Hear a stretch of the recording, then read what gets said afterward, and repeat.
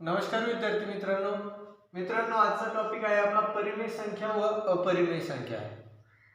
मित्रांनो, परिमेय संख्याला इंग्लिश मध्ये रॅशनल नंबर असं म्हटलं जातं व अपरिमेय संख्यांना इंग्लिश मध्ये इरॅशनल नंबर असं म्हणतात। ठीक आहे, तर परिमेय संख्या काय असते मित्रांनो, तर ज्या संख्या आपण रेशोच्या फॉर्म मध्ये लिहू शकतो, ज्या संख्या आपण रेशोच्या फॉर्म मध्ये लिहू शकतो त्या संख्यांना रॅशनल नंबर असं म्हटलं जातं। रॅशनल मध्ये शब्द आहे मित्रांनो, बघा, रेशो। ज्या संख्यांना आपण रेशोच्या फॉर्म मध्ये लिहू शकतो त्या संख्यांना काय म्हटलं जातं, परिमेय संख्या म्हटलं जातं। किंवा ज्या संख्यांना m भागिले n या स्वरूपात लिहू शकतो त्या संख्यांना परिमेय संख्या असं म्हटलं जातं। मित्रांनो बघा, रेशोचा फॉर्म म्हणजेच काय, suppose m dash to n आपण असं लिहितो ना, रेशोच्या फॉर्म मध्ये संख्यांना असं लिहिलं जातं, बरोबर। त्यानंतर यांना अजून एक पद्धतीने लिहू शकतो ज्याला आपण m भागिले n असं म्हणतो। ठीक आहे, तर परिमेय संख्या कशाला म्हणायचं, ज्या संख्या आपण m अशा रेशोच्या फॉर्म मध्ये लिहू शकतो किंवा m भागिले n या स्वरूपात लिहू शकतो त्या संख्यांना परिमेय संख्या असं म्हटलं जातं। कळलं मित्रांनो, तर परिमेय संख्या कोणत्या असतात, तर बघा या ठिकाणी काही तुम्हाला पूर्णांक संख्या दिलेल्या आहेत। बघा, पूर्णांक संख्या कशाला म्हणतो आपण, ऋण अनंतापासून धन अनंतापर्यंत जेवढ्याही संख्या असतात त्या सर्वच्या सर्व पूर्णांक संख्या असतात मित्रांनो। ठीक आहे, या ठिकाणी बघा शून्य आहे, काय आहे, शून्य। शून्याला आपण m भागिले n या स्वरूपामध्ये लिहू शकतो का, तर बघा शून्याला आपण 0/1 असं लिहू शकतो, बरोबर। म्हणजे या ठिकाणी काय लिहिलं आपण, शून्याला m भागिले n या स्वरूपामध्ये आपण त्याला लिहू शकतो। म्हणून शून्य काय आहे मित्रांनो, एक परिमेय संख्या आहे। कळलं। त्यानंतर बघा सपोज 3 आहे, 3 ला आपण m भागिले n या स्वरूपामध्ये कसं लिहिणार, तर 3/1, बरोबर। किंवा याला अशा रेशोच्या फॉर्म मध्ये कसं लिहू शकतो आपण, तर 3:1, 3:1 म्हणजे 3 ला आपण m भागिले n या स्वरूपात लिहू शकतो किंवा रेशोच्या स्वरूपात सुद्धा लिहू शकतो। म्हणून 3 सुद्धा काय आहे मित्रांनो, एक परिमेय संख्या आहे। कळालं इथपर्यंत। त्यानंतर बघा, परिमेय संख्येची दोन कंडिशन असतात, परिमेय संख्येच्या दोन कंडिशन्स असतात। त्या कंडिशन काय, m आणि n ही कधीही पूर्णांक संख्या हवी। काय पाहिजे, पहिली कंडिशन काय सांगते, m आणि n ही पूर्णांक संख्या हवी, पूर्णांक संख्या हवी। ठीक आहे, पूर्णांक संख्या काय असते मित्रांनो, तर जी संख्या स्वतःमध्ये पूर्ण असते त्या संख्यांना पूर्णांक संख्या म्हणतात। सपोज बघा या ठिकाणी 7 आहे, 7 ही पूर्ण आहे।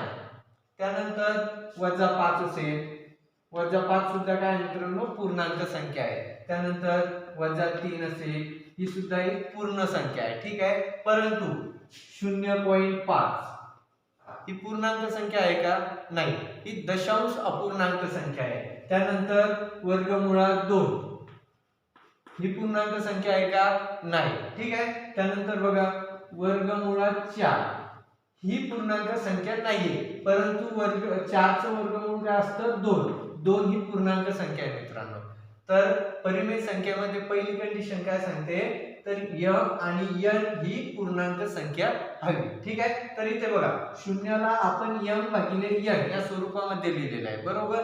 शून्य ही एक पूर्णांक संख्या आहे, बरोबर, आणि 1 सुद्धा काय आहे, पूर्णांक संख्या आहे। त्यानंतर बघा 3 ला आपण m भागिले n या स्वरूपामध्ये लिहिलेलं आहे, तर 3 पण काय आहे मित्रांनो, पूर्णांक संख्या आहे। आणि त्यानंतर 1 सुद्धा काय आहे, पूर्णांक संख्या आहे। पहिली कंडिशन काय सांगते परिमेय संख्येची, कळालं। ठीक आहे,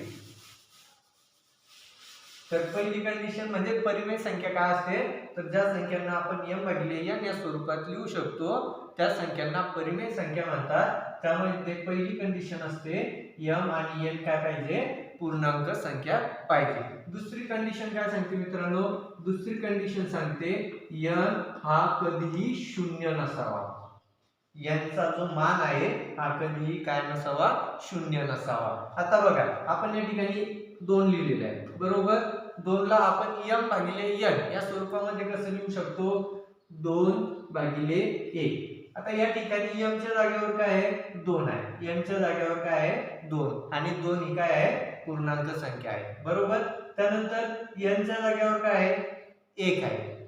n not equals to 0, n शून्य नसावा. या ठिकाणी n शून्य आहे का, नाही, 1 आहे. म्हणून 2 काय झालेलं आहे मित्रांनो, एक परिमेय संख्या झालेला आहे. परंतु जर आपण याला असं लिहिलं बघा, 2 भागिले 0 याचा भागाकार काय येतो मित्रांनो, अनंत येतो. काय येतो, अनंत येतो, इन्फिनिटी बरोबर. त्यामुळे भागाकारात शून्य आपण कधीही घेत नाही. जर एखादी संख्या तुम्हाला पेपर मध्ये 4 ऑप्शन मध्ये दिलेला असेल, सपोज 2 भागिले 0 असं दिलेले असेल आणि विचारलं की ही परिमेय संख्या आहे का, तर ही परिमेय संख्या नाहीये. कारण परिमेय संख्येची दुसरी कंडिशन काय सांगते, n हा कधीही शून्य नसावा. कळालं इथपर्यंत, ठीक आहे. त्यानंतर बघा मित्रांनो, आता -3 आहे. -3 ला आपण m भागिले n या स्वरूपामध्ये लिहू शकतो का, तर बघा -3 ला आपण -3 भागिले 1 असं लिहू शकतो.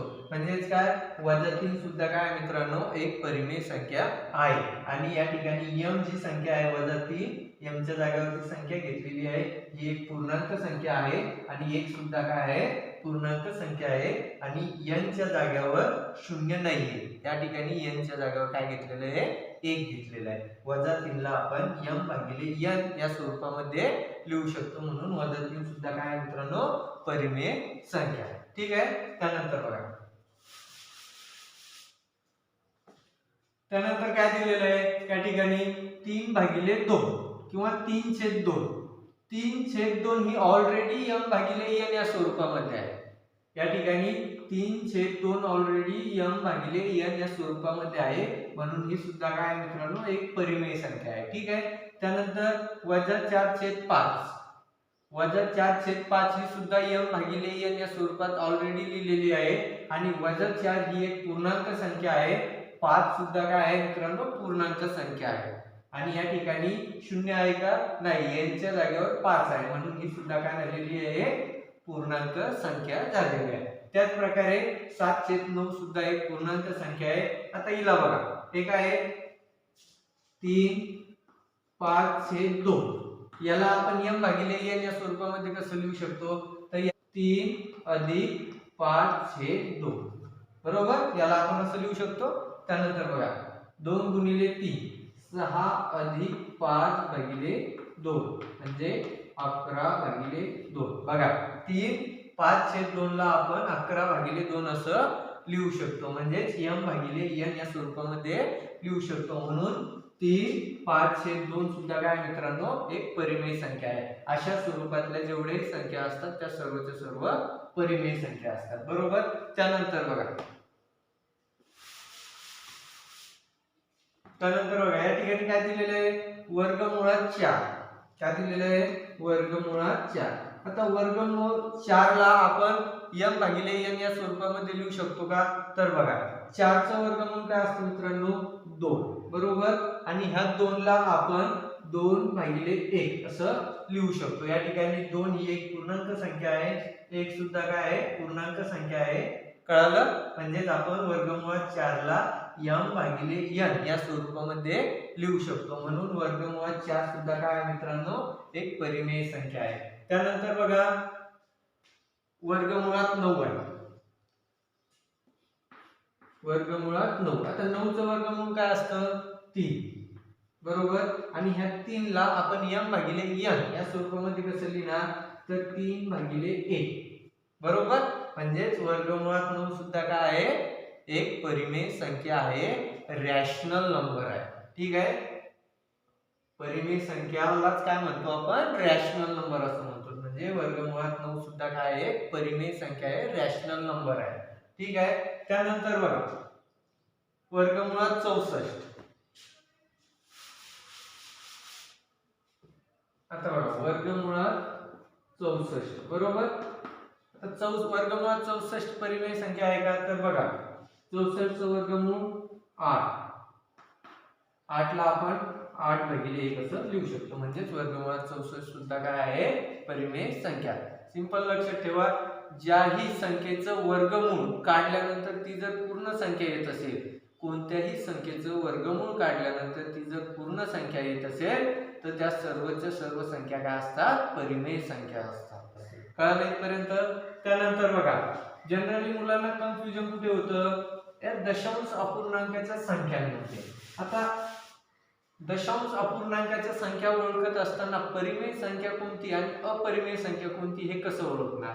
तर बघा मित्रांनो, दशांश अपूर्णांक किंवा दशांश संख्यांचे 3 प्रकार असतात. त्यामध्ये पहिला प्रकार असतो मर्यादित. पहिला प्रकार मर्यादित, ज्याला इंग्लिश मध्ये टर्मिनेटिंग असं म्हटलं जातं. काय म्हटलं जातं? टर्मिनेटिंग डेसिमल पॉइंट्स किंवा मर्यादित दशांश संख्या असं म्हटलं जातं. आता मर्यादित दशांश संख्या कशाला म्हणतात? तर बघा या ठिकाणी काय लिहिलेलं आहे, 0.5. या 5 नंतर काही आहे का? नाही आहे. 0.5 ही एक मर्यादित आहे, याच्या पुढे काही नाही. तर ह्या 0.5 ला आपण m भागिले n या स्वरूपात लिहू शकतो का? तर बघा 0.5 बरोबर 0.5 ही एक मर्यादित दशांश संख्या आहे. 5 च्या समोर काही नाही, फक्त 5 आहे. 5 वरती एंड होते आहे. 0.5 ला आपण m भागिले n या स्वरूपामध्ये कसं लिहिणार? तर बघा 5 भागिले 10 लिहू शकतो. म्हणून आपण काय म्हणतो, 0.5 सुद्धा काय आहे, परिमेय संख्या आहे. त्यानंतर बघा 3.7 या ठिकाणी काय आहे, 3.7.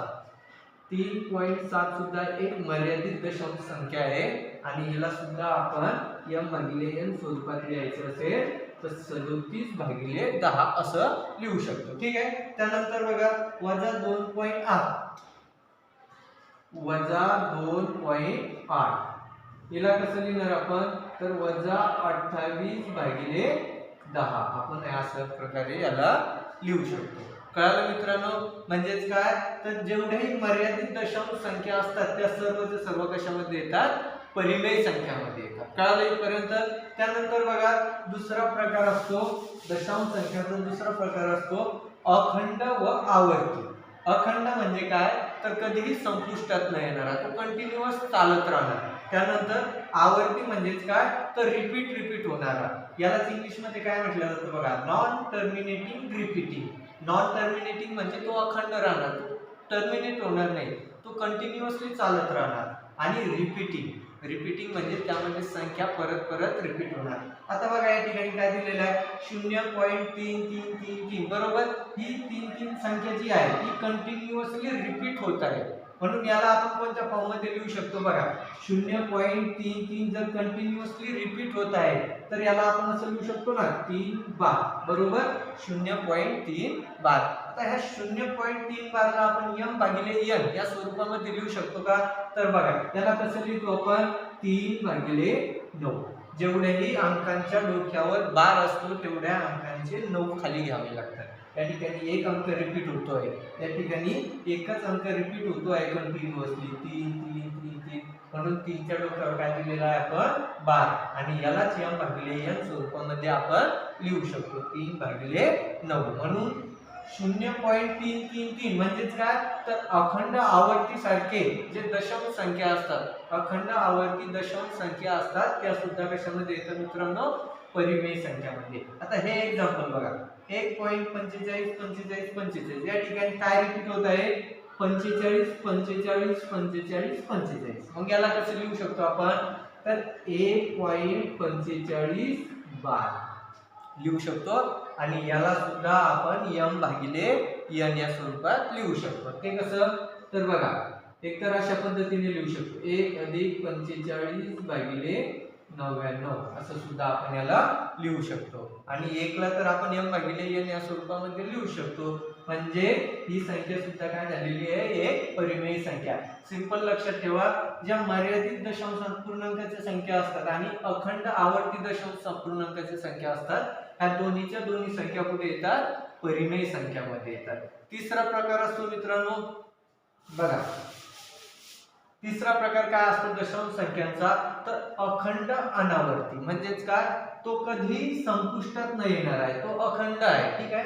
आणि अनावर्ती म्हणजेच काय, तर तो कंटिन्युअसली रिपीट नाही होत आहे, तो कोणतीही अंक किंवा कोणतीही संख्या येत आहे या ठिकाणी बघा. यालाच इंग्लिश मध्ये काय म्हटलं जातं, नॉन टर्मिनेटिंग नॉन रिपीटिंग, म्हणजे ते टर्मिनेटही होत नाही आणि रिपीटही होत नाही अशा संख्यांना काय म्हटलं जातं मित्रांनो, अखंड अनावर्ती संख्या असं म्हटलं जातं. आता या ठिकाणी उदाहरण दिलेलं आहे बघा, 1.412135 या ठिकाणी कोणत्याही संख्येचा सिक्वेन्स येतो आहे का, ज्या प्रकारे या ठिकाणी बघा 375 375 375 या ठिकाणी सिक्वेन्स आहे, म्हणून याला काय म्हणतो आपण, अखंड आवर्ती म्हणतो. तर अपरिमेय संख्या कशाला म्हणतो आपण, ज्या संख्यांना आपण m भागिले n या स्वरूपात लिहू शकत नाही, ज्या संख्यांना आपण रेशोच्या फॉर्म मध्ये लिहू शकत नाही किंवा m भागिले n या स्वरूपात लिहू शकत नाही, त्या सगळ्या संख्यांना काय म्हटलं जातं, अपरिमेय संख्या म्हटलं जातं किंवा इरॅशनल नंबर असं म्हटलं जातं. या ठिकाणी कोणतीही संख्या रिपीट होत नाहीये, त्यामुळे याला आपण m भागिले n या स्वरूपामध्ये लिहू शकत नाही, म्हणून अखंड अनावर्ती दशांश संख्यांचा गट हा अपरिमेय संख्यांमध्ये येतो. कळालं. त्यानंतर बघा या ठिकाणी काय दिलेलं आहे, वर्गमुळात 2. बरोबर मित्रांनो, 2चं वर्गमूळ काय येतं, तर 2चं वर्गमूळ हेच आहे काय, 1.414235 2चं वर्गमूळ काय असतं मित्रांनो, 1.414235. तर ह्या संख्येला आपण m भागिले n या स्वरूपामध्ये लिहू शकत नाही, त्यामुळे वर्गमुळात 2 ही संख्या काय झालेली आहे मित्रांनो, अपरिमेय संख्या. आता काही मुलांना डाऊट असेल, सर आपण वर्गमुळात 2 याला m भागिले n या स्वरूपामध्ये लिहू शकतो कसं, तर बघा वर्गमुळात 2 भागिले 1 असं m भागिले n या स्वरूपामध्ये लिहू शकतो. अगदी बरोबर आहे, परंतु यामध्ये पहिली कंडिशन काय आहे बघा मित्रांनो, m आणि n ही काय पाहिजे, पूर्णांक संख्या पाहिजे. काय पाहिजे, पूर्णांक संख्या. आता वर्गमुळात 2 ही पूर्णांक संख्या आहे का, नाही, म्हणजे पहिली कंडिशन या ठिकाणी मॅच होत नाहीये, म्हणून आपण याला असं लिहू शकत नाही, किंवा लिहिलं तरी याला परिमेय संख्या म्हणता येणार नाही, कारण वर्गमुळात 2 ही एक पूर्णांक संख्या नाही. कळालं इथपर्यंत. सिंपल लक्षात ठेवा, कोणत्याही संख्यांचं वर्गमूळ काढल्यानंतर ती जर पूर्ण संख्या येत नसेल तर त्या सर्वच्या सर्व संख्या कशामध्ये येतात, अपरिमेय संख्या. आता 2चं वर्गमूळ पूर्ण संख्या येत नाही, 5चं वर्गमूळ पूर्ण संख्या येत नाही, त्यानंतर 7चं वर्गमूळ सुद्धा पूर्ण संख्या येत नाही, म्हणून हा सर्वच्या सर्व गट कशामध्ये येतो मित्रांनो, अपरिमेय संख्यामध्ये. ज्या संख्यांचं वर्गमूळ ही पूर्ण संख्या येत नाही त्या संख्या अपरिमेय संख्या असतात. कळालं इथपर्यंत. त्यानंतर बघा 3 अधिक 2 वर्गमुळात 2. आता वर्गमुळात 2 याचा आपण दशांश अपूर्णांकामध्ये करायला गेलो तर ही संख्या भेटते. बरोबर, ही रिपीटिंग आहे का, अशा प्रकारे रिपीटिंगही नाही आणि टर्मिनेटिंगही नाही, मर्यादित पण नाही, म्हणजे ही संख्या सुद्धा काय झालेली आहे, अपरिमेय संख्या झालेली आहे. त्यानंतर ही संख्या सुद्धा अपरिमेय संख्या आहे, कारण 3चं वर्गमूळ ही पूर्ण संख्या भेटत नाही. कळालं इथपर्यंत. त्यानंतर बघा